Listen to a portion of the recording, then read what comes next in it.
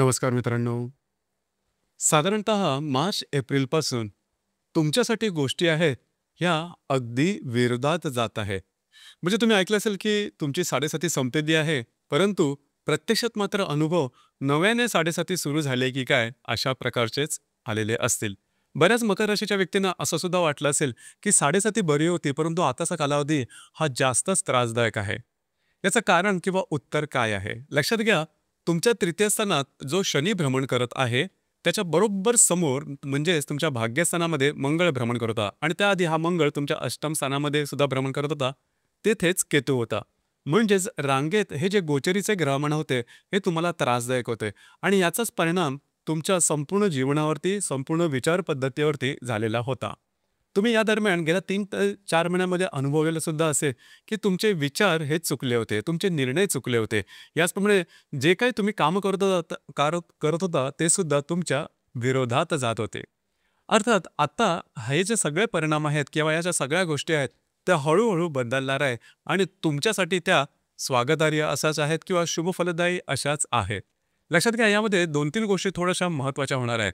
दिनांक 14 सप्टेंबरपासून ते जवळजवळ 28 ऑक्टोबरपर्यंतचा जो कालावधी आहे, त्यामध्ये मंगळ जो आहे हा तुमच्या 10व्या स्थानामध्ये भ्रमण करणार आहे.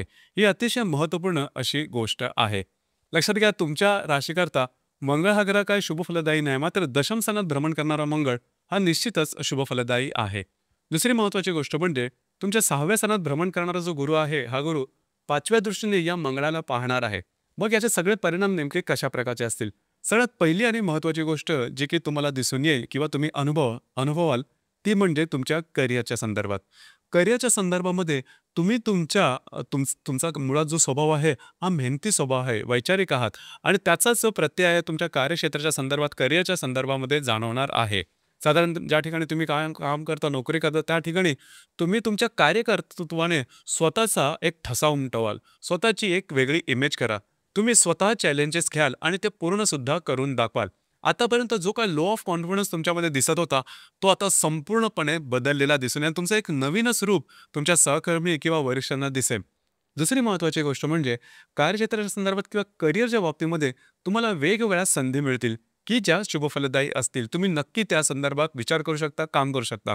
थोड्याफार प्रमाणात जे तुमचे सहकर्मी किंवा वरिष्ठ आहेत, त्यांच्यावर वादविवादाच्या ठिणग्या उडू शकतील. काळजी करू नका. ज्यावेळेस तुम्ही काही मोठं करण्याचा विचार करत असता किंवा किंवा स्वतःच्या हिमतीवरती पुढे जाता, त्यावेळेस अशा प्रकारच्या काही गोष्टी होतात.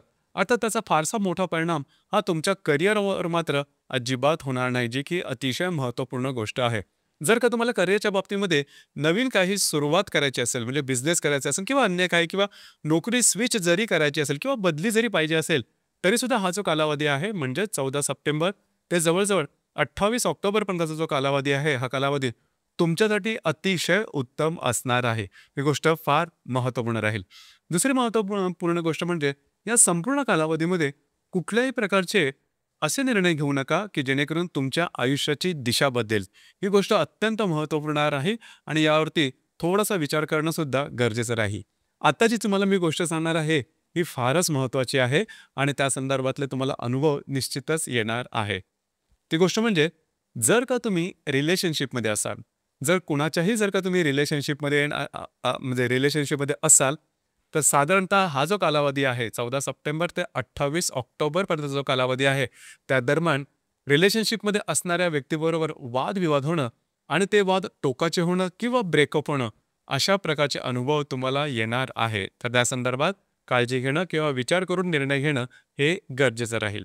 याचप्रमाणे ज्या गर्भवती महिला आहेत त्यांनी सुद्धा स्वतःच्या आरोग्याकडे लक्ष देणं अत्यंत गरजेचं राहील. आरोग्याच्या संदर्भातले काही त्रास या दरम्यान अनपेक्षितपणे डोकं वरकडू शकतील. ही जी गोष्ट आहे, या गोष्टीवरती थोडंसं नियंत्रण ठेवणं गरजेचं राहील. म्हणजे 2 ज्या गोष्टी आहेत त्या संदर्भात काळजी घ्या. आयुष्याच्या संदर्भातले असे कुठलेही निर्णय घेऊ नका, की जेणेकरून तुमच्या आयुष्याची दिशा बदलेल. थोडंसं आरोग्याकडे लक्ष द्या आणि महत्त्वाचं म्हणजे जे तुमचं लव्ह लाईफ आहे त्या संदर्भात काळजी घेणं गरजेचं राहील. हे जर का तुम्ही सांभाळलं, तर अर्थातच करिअरच्या बाबतीमध्ये तुमची जी रास आहे ही रास सर्व काही आधी ज्या घडलेल्या घटना घडामोडी होत्या साधारण 4-5 महिन्याच्या, त्या सर्व मागे ठेवून पुढे जाणार आहात आणि हे निश्चित धरून चला, की साधारणतः गेल्या 5-6 महिन्याचा जो अनुभव तुम्ही घेतलेला आहे, त्याच्यापासून तुम्ही बाहेर पडत आहात आणि एक चांगली नवीन सुरुवात तुम्ही एक करिअरच्या बाबतीमध्ये निश्चित करणार आहात. आपल्याला हा व्हिडिओ कसा वाटला, आपण त्याचा अनुभव कशा प्रकारे घेतला, खाली कमेंट बॉक्समध्ये नक्की कमेंट करा.